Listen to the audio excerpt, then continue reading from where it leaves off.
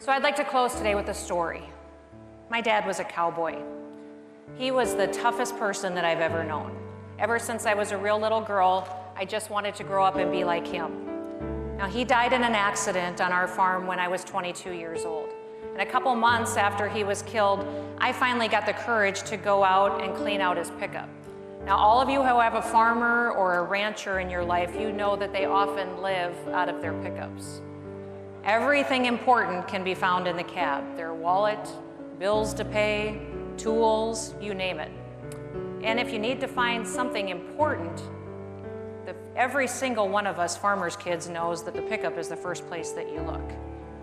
Now, as the new general manager of the business, a couple of months after Dad died, I knew that where that pickup was, what was in it, and that I needed to clean it out eventually. But those months had also been filled with hundreds and hundreds of questions. What seed should we be planting? What field should we plant first? What's the price that we need to sell our calves for to cash flow the cattle operation?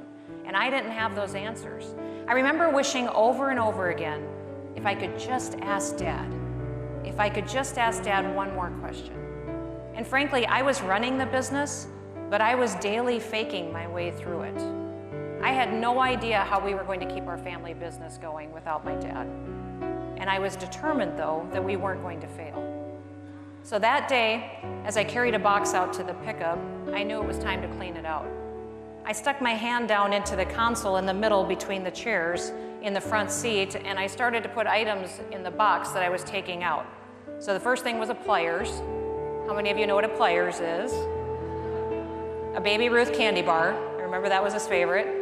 Notebooks, pens, tools. And then I found a little tiny tape recorder. It was the kind of tape recorder that a doctor dictates into. I pushed the play button, and immediately I heard my dad's voice.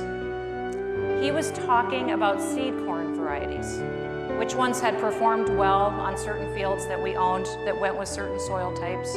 He spoke about how we'd had such a wet year the year before that resulted in poor crop yields and damaged grain. We had had a tough harvest, and he went on to describe what kind of variety choices he would have made differently, what he thought might work better for the spring that we were anticipating ahead.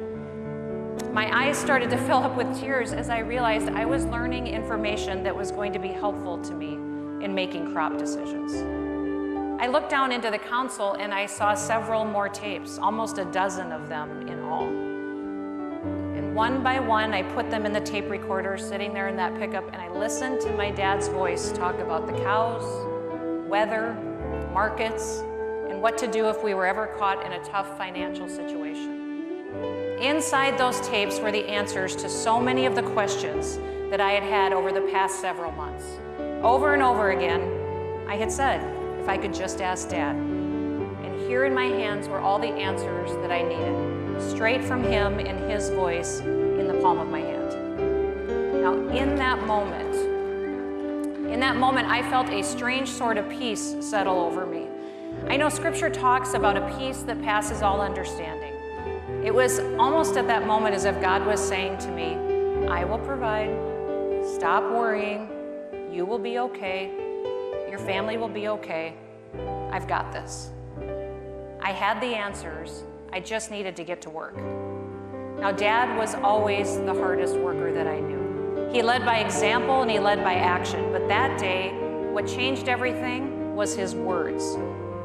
I made a decision that day to be like my dad. A person of words, but a person of action, because both matter.